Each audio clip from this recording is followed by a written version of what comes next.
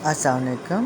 آج آپ لوگوں کو تھوڑا سا حضرت مالک بن دینار رحمۃ اللہ علیہ کے بارے میں بتاتی ہوں۔ ان کا شمار اللہ تعالیٰ کے برگزیدہ بندوں میں ہوتا ہے۔ آپ صبر و برداشت کے مقام میں بہت بلند درجہ رکھتے تھے۔ کئی برسوں تک آپ نے صرف سوکھی روٹی کھائی اور اپنے نفس کے تقاضے کے باوجود کبھی میٹھی یا نمکین یا ترش کوئی بھی غذا نہ کھائی۔ ہر روز اپنا پیٹ روکھی سوکھی روٹی کے ساتھ اور پانی پی کر بھر لیتے تھے۔ ایک مرتبہ کا ذکر ہے کہ آپ بیمار ہو گئے۔ اس دوران آپ کے دل میں گوشت کھانے کی خواہش پیدا ہوئی۔ آپ نے صبر و برداشت سے کام لیا، لیکن اس خواہش میں بے حد شدت پیدا ہو گئی اور نفس کا تقاضا حد سے گزر گیا۔ جب حضرت مالک بن دینار رحمۃ اللہ علیہ کے نفس نے بہت ہی زیادہ تنگ کیا تو آپ اپنی جائے رہائش سے نکلے اور سیدھے ایک کسائی کی دکان پر پہنچے۔ کسائی سے گوشت کا ایک ٹکڑا خریدا اور اپنی آستین میں چھپا کر ایک طرف کو چلے۔ کسائی آپ کو جانتا تھا۔ اس نے اپنا ایک ملازم آپ کے تعاقب میں روانہ کیا تاکہ معلوم کرے کہ آپ گوشت کا کیا کرتے ہیں۔ وہ ملازم تھوڑی دیر کے بعد واپس آ گیا اور اس نے آ کر بتایا کہ میں حضرت مالک بن دینار رحمۃ اللہ علیہ کے تعاقب میں گیا۔ آپ چلتے ہوئے ایک ویران مقام پر جا پہنچے۔ وہاں پہنچ کر آپ نے گوشت کا ٹکڑا اپنی آستین سے باہر نکالا، اس کو 3 مرتبہ سونگھا۔ سامنے سے ایک فقیر آ رہا تھا، وہ گوشت کا ٹکڑا آپ نے اس فقیر کو دے دیا۔ پھر اپنے آپ سے مخاطب ہو کر فرمانے لگے، اے جسم ناتواں، یہ تکلیف جو میں تجھے دیتا ہوں، یہ خیال نہ کر کہ یہ کسی دشمنی کی وجہ سے ہے۔ تو تھوڑے دن اور صبر کر لے، ہو سکتا ہے کہ یہ محنت ختم ہو جائے اور پھر ایسی نعمت حاصل ہو جسے کبھی زوال نہ ہو۔ سبحان اللہ۔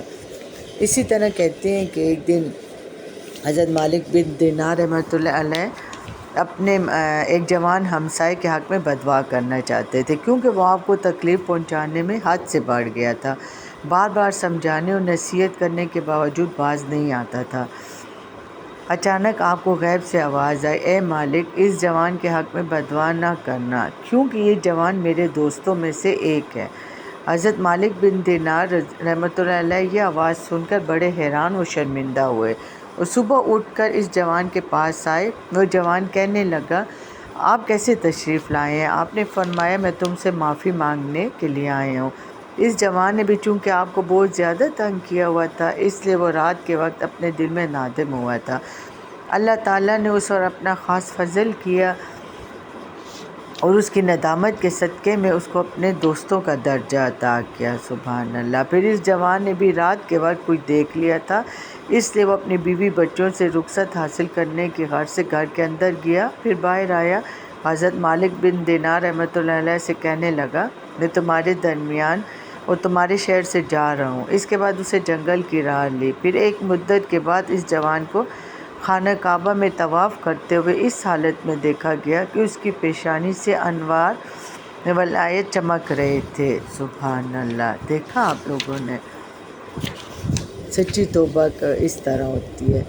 اچھا، پھر اس سے حضرت مالک بن دینار رحمۃ اللہ علیہ نے ایک مرتبہ بیان فرمایا کہ میں نے بصرہ میں چند لوگوں کو جنازہ لے جاتے ہوئے دیکھا۔ ان کے ہمراہ جنازہ اٹھانے والوں کے علاوہ اور کوئی شخص بھی نہ تھا۔ میں آگے بڑھ کے ان لوگوں سے اس کی وجہ پوچھی تو انہوں نے کہا، یہ شخص بہت زیادہ گناہ گار تھا۔ حضرت مالک بن دینار رحمۃ اللہ علیہ فرماتے ہیں، میں نے اس شخص کی نماز جنازہ ادا کی اور اس کو قبر میں اتارا۔ فارغ ہونے کے بعد میں تھوڑی دور آگے ایک سایہ دار جگہ پر لیٹ گیا۔ خواب میں نے دیکھا کہ آسمان سے 2 فرشتے نازل ہوئے اور اس کی قبر کو شق کیا۔ پھر اس میں ایک قبر میں داخل ہوا اور اپنے ساتھی سے کہنے لگا، اس کو دوزخیوں میں لکھ لیجئے، اس لیے کہ اس کا کوئی عضو گناہ سے محفوظ نہیں ہے۔ اس کے ساتھی نے کہا، بھائی اس قدر جلدی نہ کرو، اس کی آنکھوں کو دیکھو۔ پہلے والے نے کہا، میں نے اچھی طرح دیکھا ہے، وہ بری نگاہوں اور حرام سے بری ہوئی ہیں۔ اس نے کہا، اس کے کانوں کو دیکھو۔ دوسرے نے جواب دیا، وہ بھی فحش و منکرات کے سننے سے بھرے ہوئے ہیں۔ اچھا، پھر اس نے کہا، اس کی زبان کی طرف توجہ کر۔ کہا، وہ بھی خلاف شرع باتوں سے بھری ہوئی ہے۔ کہنے لگا، اس کے ہاتھوں کی طرف غور کر۔ کہا، وہ بھی حرام کھانے اور شہوت سے بھری ہوئی ہیں۔